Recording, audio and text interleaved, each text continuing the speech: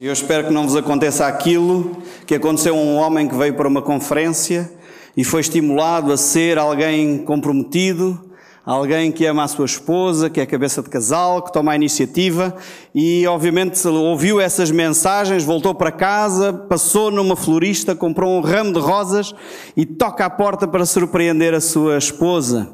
E quando a sua esposa abre a porta, ela diz: só me faltava mais esta. A máquina avariou, os filhos andaram a destruir a casa toda e agora tu chegas a casa bêbado, sinceramente, não é? Eu espero que a motivação que vocês recebem aqui não seja assim tão transformadora que a vossa esposa vai pensar que vocês beberam qualquer coisinha à hora do almoço, está bem? Estamos a falar de quem nós somos. Quem nós somos. Esta é talvez das perguntas mais difíceis de tu responderes. E eu quero te desafiar a fazer o seguinte: volta-te para a pessoa ao teu lado e não digas como tu estás, mas digas quem tu és. Cumprimenta a pessoa ao teu lado e diz: eu sou, e diz quem tu és. Consegues? Ok. Aqueles que conseguiram passar do nome são os heróis. Porque normalmente nós, quando falamos da nossa identidade, falamos do nosso nome. E é importante sabermos o nosso nome. Quem nós somos. A herança familiar que nós temos. Mas na realidade é mais fácil nós falarmos daquilo como estamos. Eu sinto-me bem, sinto-me mal. E depois rapidamente derivamos. Hoje está a chover. Hoje o Sporting vai ganhar. Esperamos, não é? E começamos a falar de coisas externas a nós. É muito difícil nós falarmos de nós próprios, quem nós somos. É muito mais fácil nós falarmos daquilo que fazemos. Eu sou o senhor engenheiro, muito prazer. Aliás, depois nós na igreja temos a facilidade que é o irmão. Portanto, e a gente já nem sabe o nome sequer, porque é o irmão e a gente já não se lembra. E passamos a falar do senhor engenheiro, do senhor doutor, do senhor advogado, e não percebemos quem nós somos. E confundimos aquilo que fazemos com aquilo que nós somos. O Luís, muito obrigado pela tua partilha. Porque o Luís não é só jogador de futebol, ele continua a ser, mesmo depois de ter deixado o futebol. E ele já era antes de ser jogador de futebol famoso. Quem tu és? O curso que tu fizeste é o que te define? Então não existias antes do teu curso. E se o curso acabar, e a profissão acabar, e fores para o desemprego? E é aqui que muitos de nós entramos num vazio existencial porque confundimos aquilo que fazemos com aquilo que nós somos.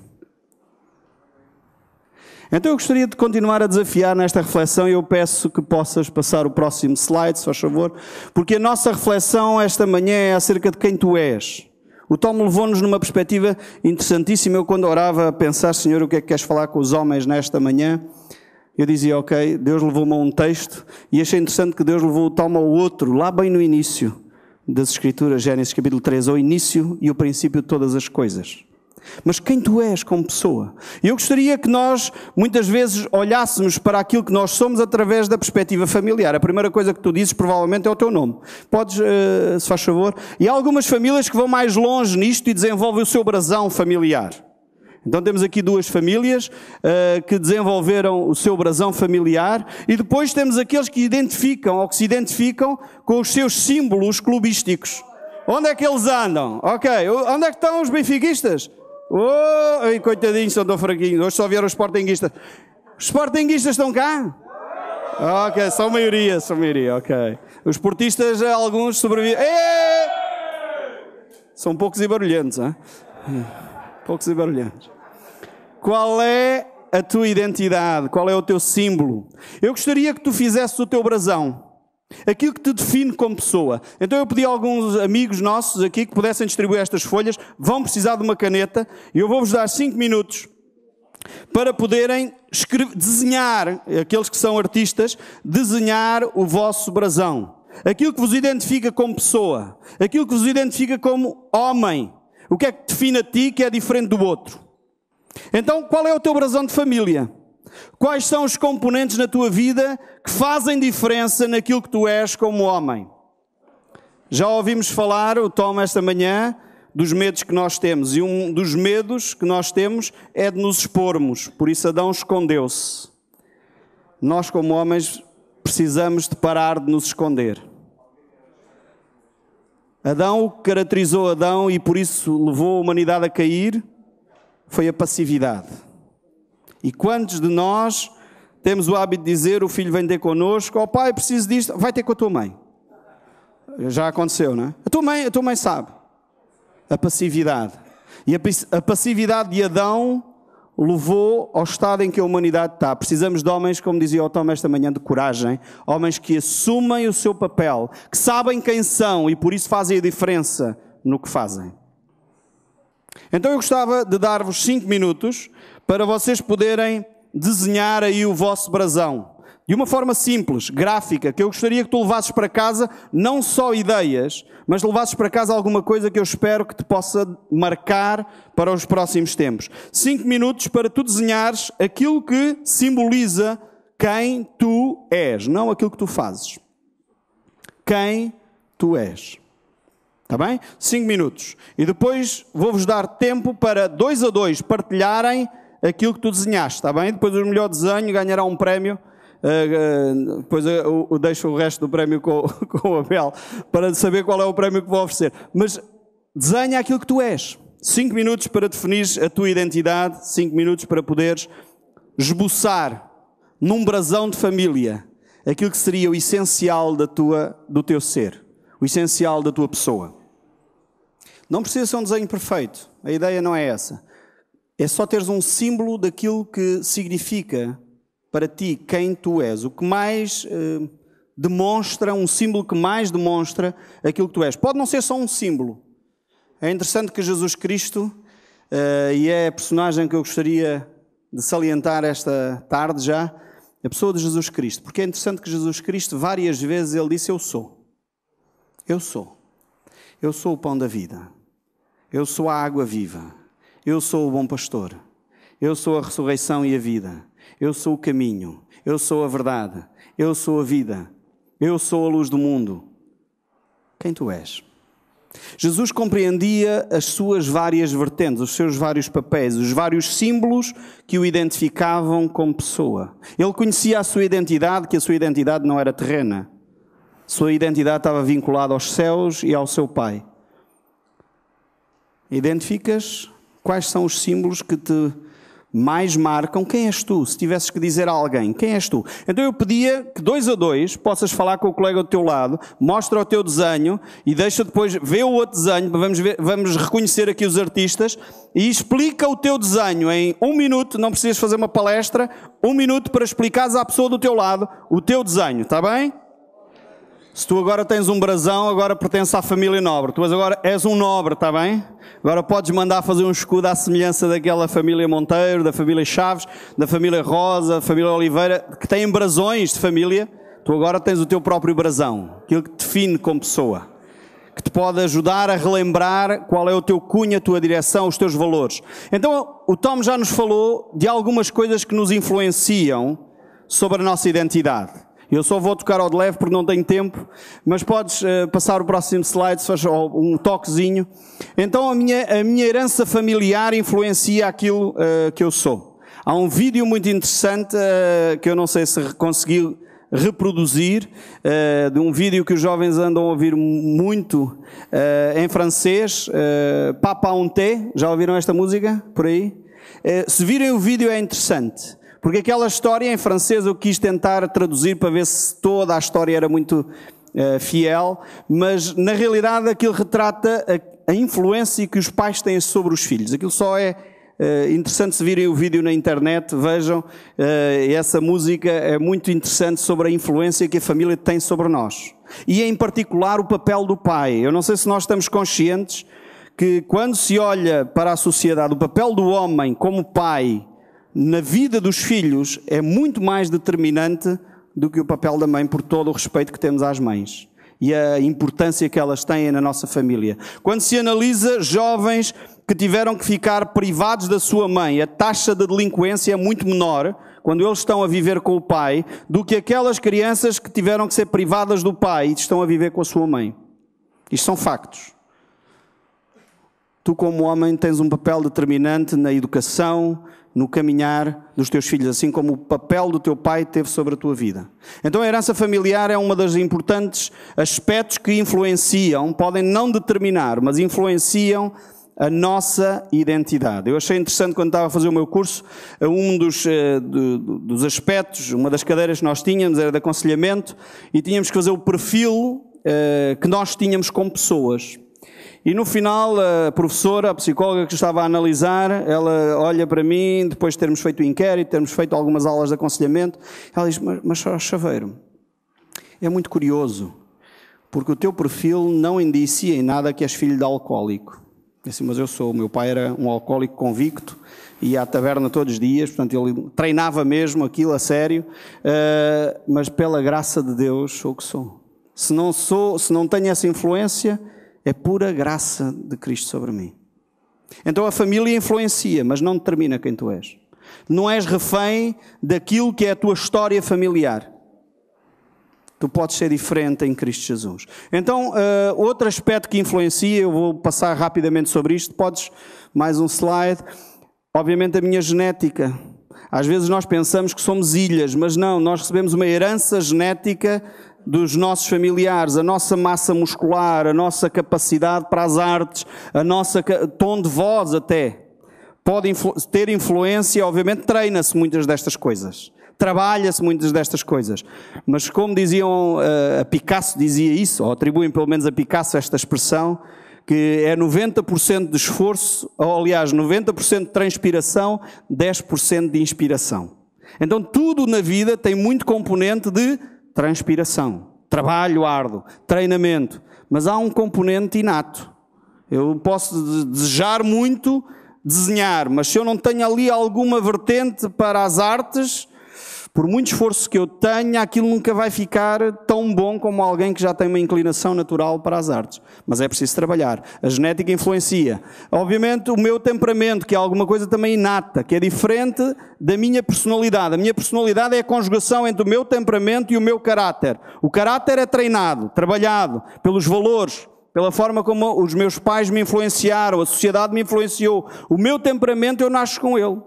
E aqui há duas escolas, obviamente eu não vou entrar nesta questão, a escola mais antiga que falava dos sanguíneos, dos coléricos, etc. Há uma outra nova que fala dos pátria, dos praxis, dos protos, eu não vou entrar nada disto, mas é só para perceber que estas coisas influenciam quem tu és. Às vezes nós queremos, como o Tom dizia, pôr os homens sentados a aprender e é daquela maneira para toda a gente. Mas tu se calhar és uma pessoa enérgica, uma pessoa atenta, uma pessoa que quer fazer coisas. E obviamente se te põem sentado aqui numa plateia assim a ouvir um fulano a falar, isto começa, perto da hora do almoço, é terrível. Por isso que eu gosto de interação e pôr-vos a fazer coisas. Porque aprendemos melhor dessa forma. Agora isto ajuda a tu perceberes quem tu és.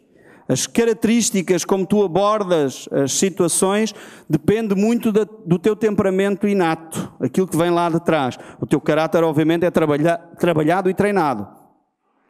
Por exemplo, uma pessoa que é por natureza impulsivo, uma pessoa que é por natureza capaz de responder muito rápido. É preciso trabalhar este caráter para ele ter sabedoria nas palavras que usa, mas provavelmente é uma pessoa que é capaz de ser um líder ou um rebelde. Agora, o caminho que ele vai trilhar pode levá-lo a ser um líder ou pode levá-lo a ser um rebelde. Alguém que nunca está satisfeito com nada.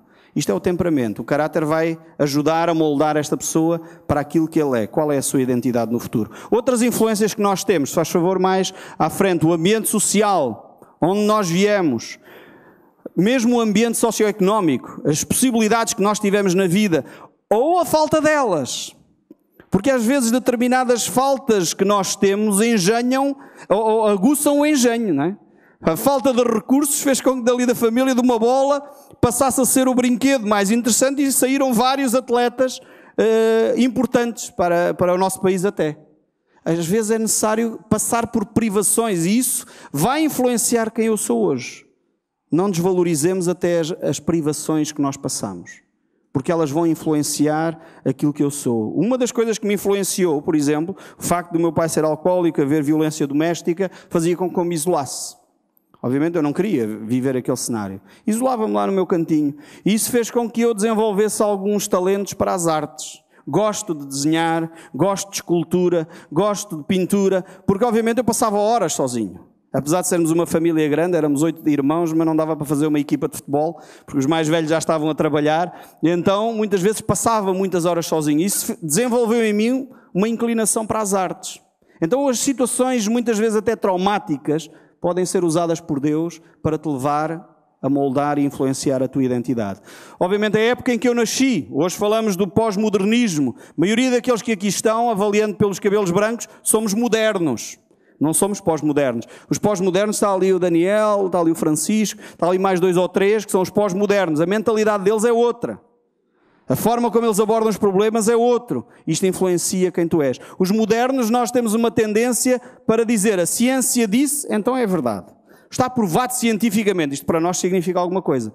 Digam isso aos jovens e vão ver as respostas que eles vos dão. Provado cientificamente. Amanhã eles descobrem outra coisa. Isso não diz nada, não. Isso influencia quem tu és. Obviamente os meus valores, as minhas crenças, quais são os teus valores? Nós não estamos habituados a pensar nisto. Quais são os teus valores? Consegues identificar 2 ou 3 valores da tua vida? O Vidigal ainda há pouco falou de alguns valores. Fidelidade, parece que é um valor importante para ti. Ok? Tens valores? Para mim um valor importante é a segurança.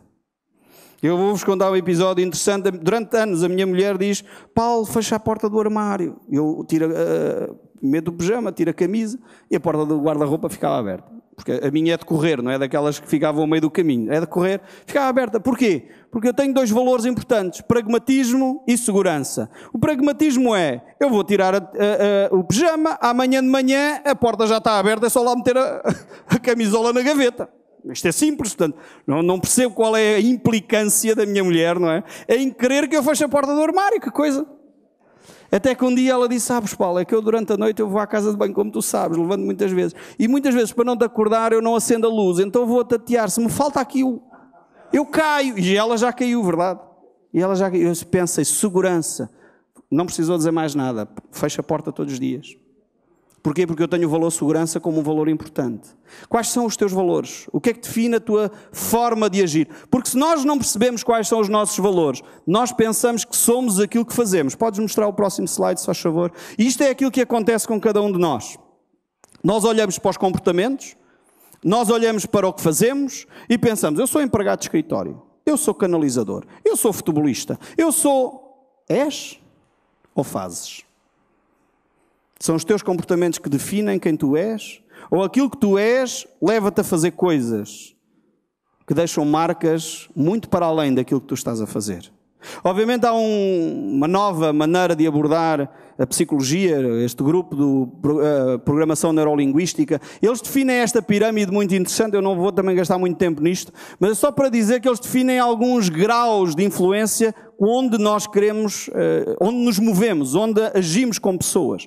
A base, obviamente, é o mundo exterior, aquilo que está à nossa volta. Depois temos os comportamentos, as capacidades, aquilo que são os nossos valores e as crenças a verde. Eu penso que vocês não conseguem ver, eu também não consigo. E depois, obviamente, temos lá no topo da pirâmide a minha identidade. E é interessante que este grupo, que não é cristão, eles dizem que aquilo que é mais importante na vida de um ser humano é a espiritualidade que está lá em cima. Se tu queres mudar alguma coisa na tua identidade, precisas começar a ter um relacionamento com Deus. Eles não chamam Deus. Isto é um grupo da área da psicologia. Isto não é um grupo cristão. Mas é interessante que eles identificam que uma pessoa, para transformar alguma coisa no ser, que é aquilo que te define, tens que ter um relacionamento acima. E tudo o que tu queres transformar, se queres transformar na área dos comportamentos, tens que mexer nos teus valores. Lembram-se deste exemplo que eu dei do meu armário? Comportamento, porta do armário aberta. A minha mulher falou-me a um valor, segurança. E o que é que eu fiz? A segurança está lá no nível verde. O que é que eu fiz? Mudei o comportamento. Porquê é que eu não mudava o comportamento antes? Porque era teimoso? Porque era maldoso? Porque não queria o bem dela? Não, porque ela não me falou os valores. Ela não falou uma linguagem que eu tivesse a entender. Quando ela falou alguma coisa que eu entendi, segurança, eu mudei o meu comportamento. E o problema é que muitas vezes nós queremos mudar o comportamento pelo comportamento. Eu quero deixar de fumar, então vou-me esforçar muito para deixar de fumar. Eu quero deixar de ser assim, eu vou-me esforçar muito para deixar de ser assim. Vê o que é que isso diz aos teus valores. Que valor é que aciona lá dentro de ti para deixares então Deus fazer essa obra? E se Ele mexer ao nível da tua identidade, então ainda melhor. Por isso eu queria abrir a Bíblia em Marcos capítulo 8, ler convosco um texto bíblico, onde é interessante ver o que Jesus nos diz. Marcos 8, verso 27. Jesus e os seus discípulos partiram para os povoados nas cercanias de Cesareia, de Filipos. No caminho lhes inquiriu: quem dizem as pessoas que eu sou? A minha pergunta é, será que Jesus estava com problemas de identidade? Jesus não sabia agora quem ele era. Jesus estava a dizer, estou aqui com um problema existencial e como tal, ajudem-me aqui por favor, meus amigos. Quem dizem as pessoas que eu sou? E às vezes nós pensamos que aquilo que define quem nós somos, a nossa identidade, são os outros. Vejam bem o que é que os outros estavam a dizer acerca de Jesus. Verso 28. Ao que eles informaram, alguns comentam que é João Batista. Portanto, deve ser João Batista. Outros dizem que és Elias. Uma versão em Mateus diz que diziam que era Jeremias, além de Elias, Jeremias. E outros ainda afirmam que és um dos profetas. E Jesus volta-se para os discípulos e perguntam: mas vós, aqueles que me conhecem intimamente, aqueles que me conhecem na vida privada, aqueles que sabem quem eu sou, quem vocês dizem que eu sou? Nós corremos sempre este perigo quando falamos de identidade. Ou as pessoas nos avaliam por aquilo que nós fazemos. Eles pensavam que Jesus ou era um profeta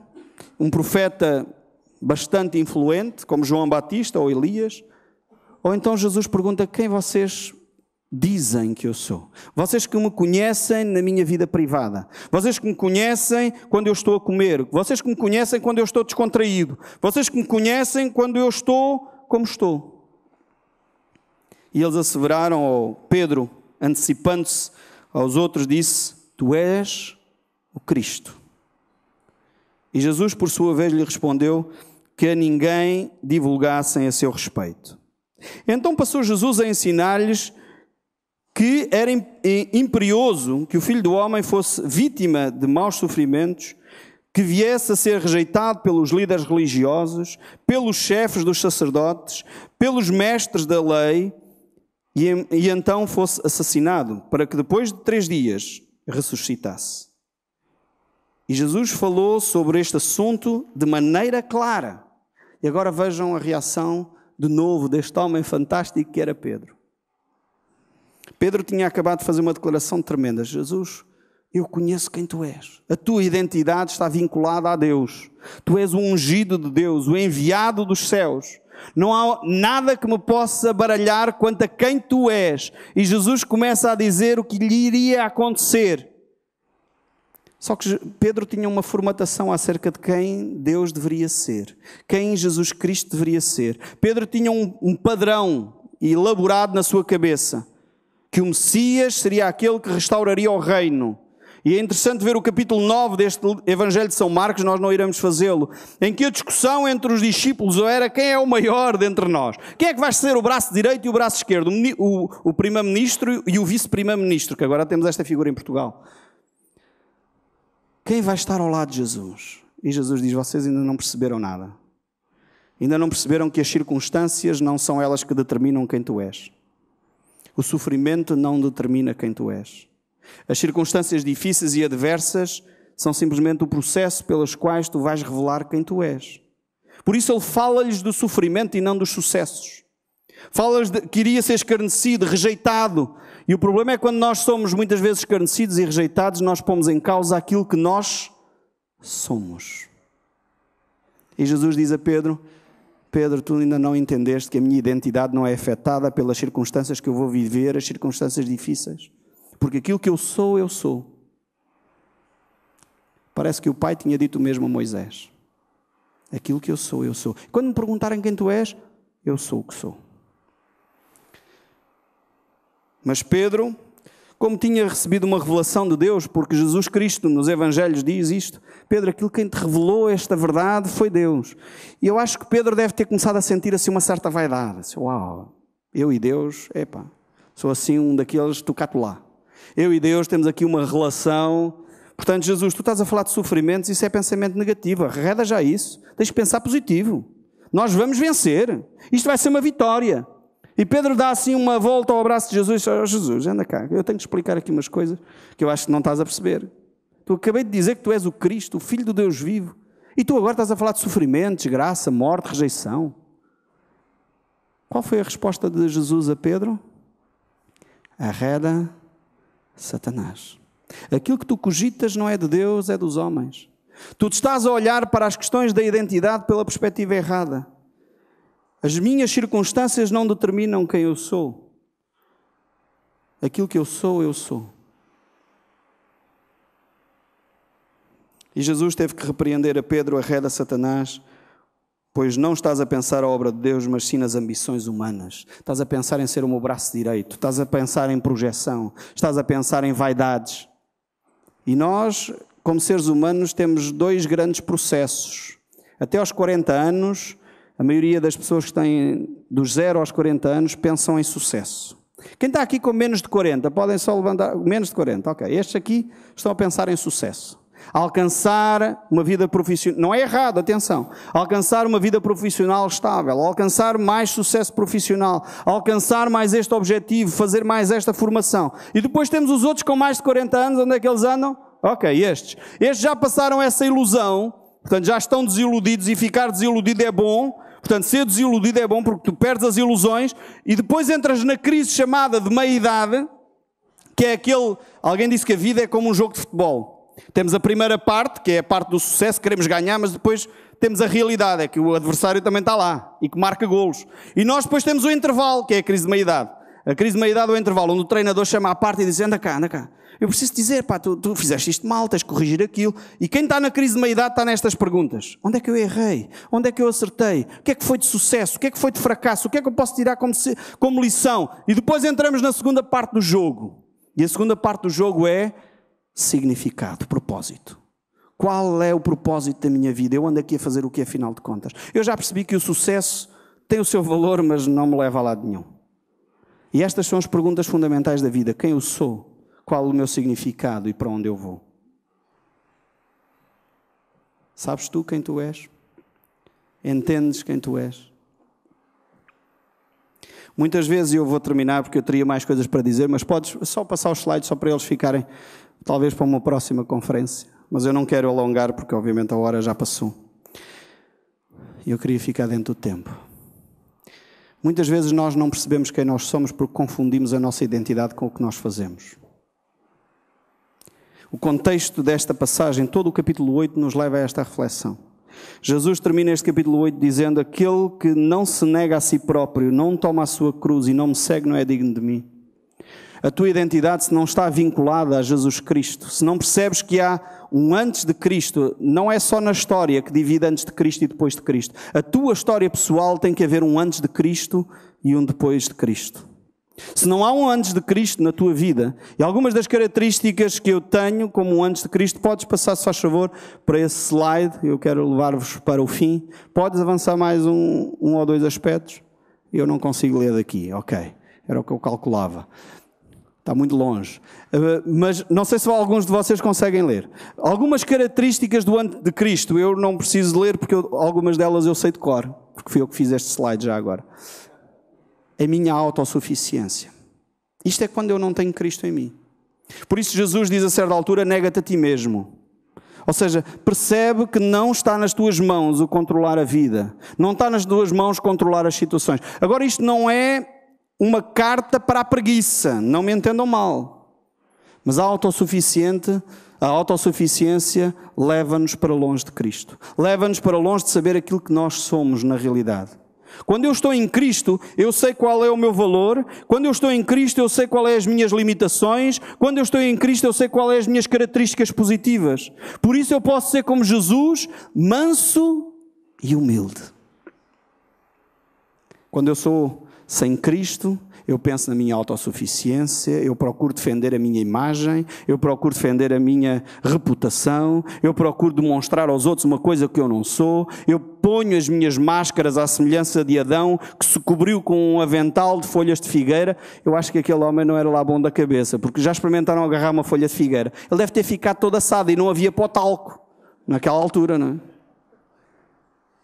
E até Deus foi gracioso nisso. Só, Adão, não precisas te esconder de mim em primeiro lugar.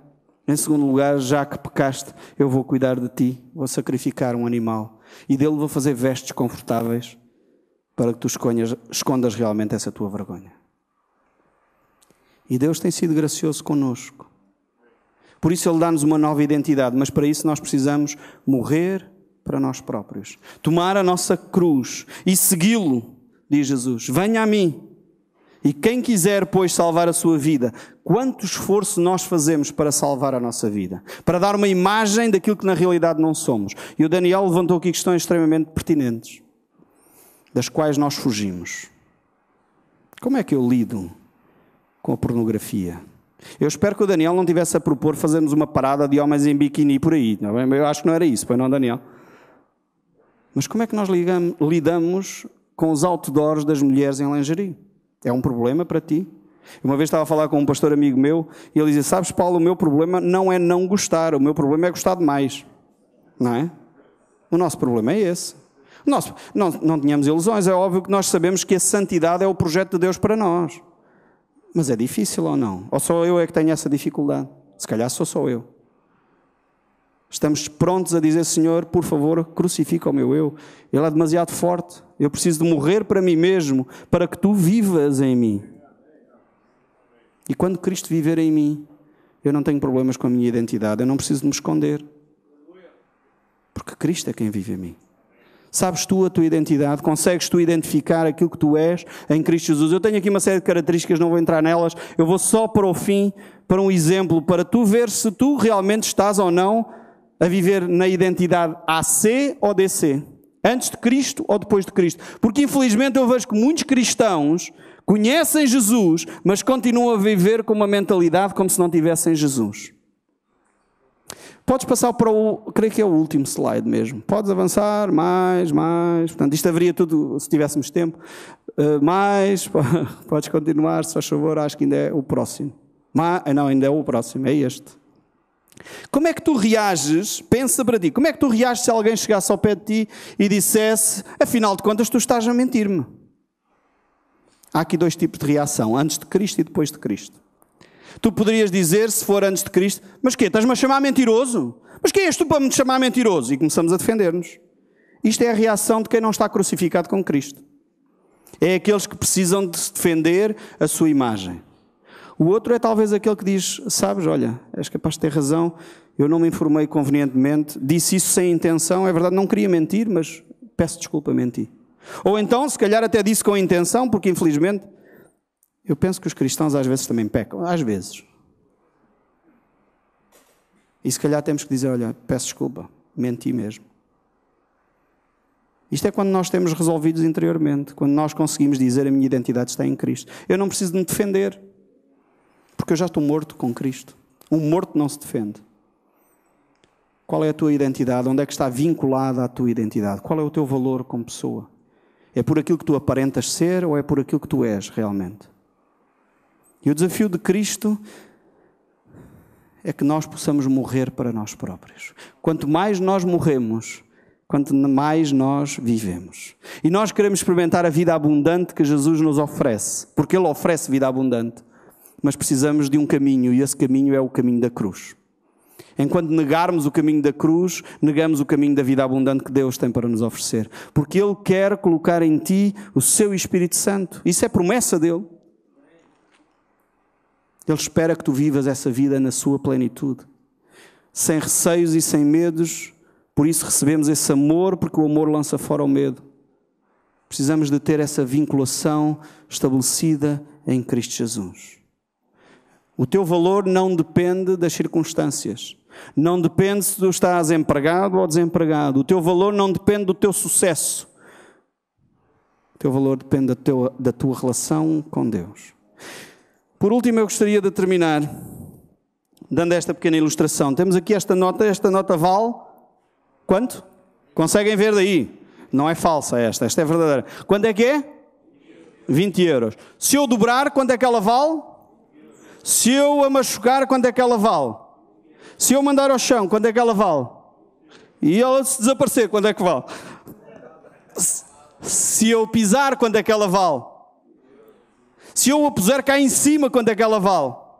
Se eu puser cá em baixo, quanto é que ela vale? Qual é o teu valor? Quanto é que tu vales? Nós pensamos, só vale 20 euros quando eu tiver sucesso. Só vale 20 euros se eu estiver aqui na fossa, só vale 20 euros. Quanto é que tu vales? Percebes o teu valor? A tua identidade está vinculada a quem? Eu sei que é difícil. Obrigado pelo aviso, estamos no fim. Sei que é difícil nós falarmos destas questões porque elas são muito íntimas, são muito nossas. Na terça-feira, nós na nossa igreja temos um grupo de autoajuda, um grupo para ajudar pessoas a passar por situações difíceis, traumáticas. Eu faço parte desse grupo. E eu faço parte porque eu preciso lá estar. É verdade que eu não passei por uma situação de toxicodependência, não passei por situações de vícios de alcoolismo, mas eu estando lá abrindo o meu coração, aquela promessa de Jesus onde diz, onde 2 ou 3 estiverem reunidos em meu nome, eu ali estarei no meio dele, aquilo não é para justificar reuniões pequeninas. Às vezes nós pensamos que aquilo é para justificar pequenas reuniões onde nós não veio as pessoas que nós esperávamos. Não, aquilo é para dizer que Jesus está ali, onde tu abres o teu coração, onde tu confessas o teu pecado, onde tu crucificas a tua carne, onde tu admites que não és nada sem Cristo. E esta terça-feira estivemos lá onde abrimos o nosso coração, falámos de dores. Alguns falam das suas dificuldades com a pornografia, alguns falam com as suas dificuldades com a sexualidade, alguns falam das suas dificuldades no seu casamento e partilham as suas dores e nós sentimos a presença de Deus ali de uma forma poderosa. Quem é a pessoa com quem tu desabafas? Quem é a pessoa que tu abres o teu coração? Espero, irmãos, que esta tua identidade seja reforçada e hoje, ao saíres daqui, tu possas dizer: eu preciso de alguém para abrir o meu coração. O meu valor não está naquilo que eu faço, mas está em Cristo Jesus. Eu valho por causa do sacrifício de Cristo e aquilo que Ele fez em mim. Eu não sou mais um pecador, porque isso é aquilo que eu sou sem Cristo, mas eu sou um santo e um justo. E há alguém que vai assumir esta sua posição no seu local de trabalho. É alguém que vai assumir a sua posição na sua família. É alguém que vai assumir a sua posição na sociedade. Com este grupo de homens, o que Deus pode fazer?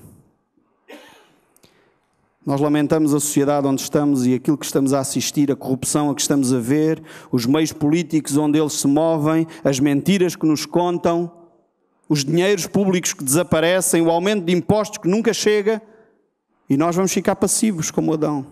Ou podemos tomar uma atitude, como homens, como líderes, ou ficar envergonhados, escondidos atrás de um arbusto.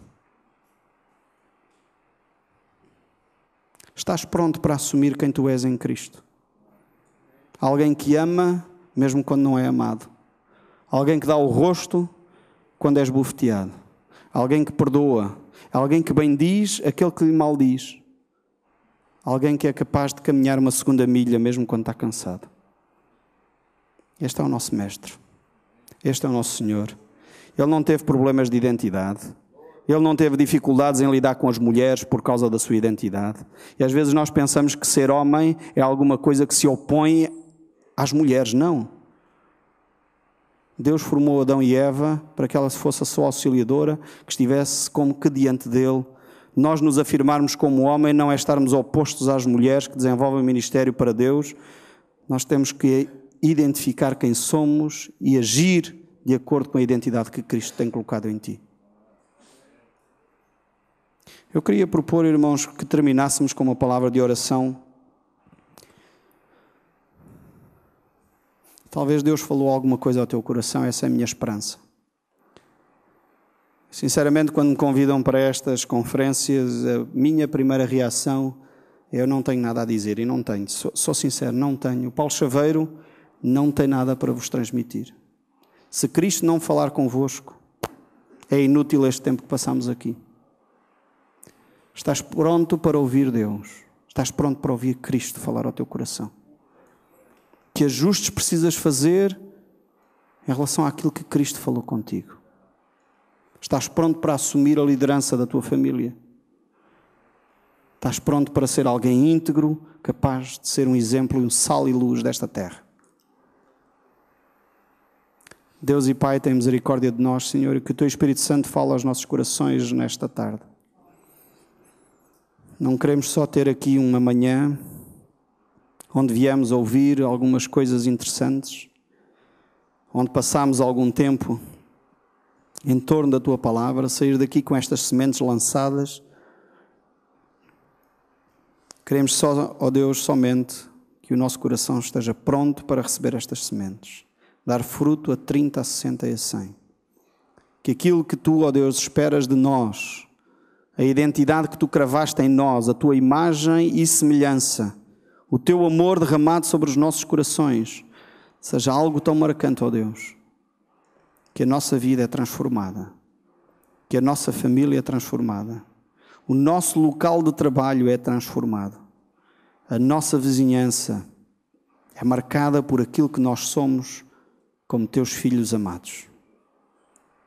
Senhor, tem misericórdia de cada um de nós e que a Tua Palavra faça em nós o trabalho que só ela pode realizar.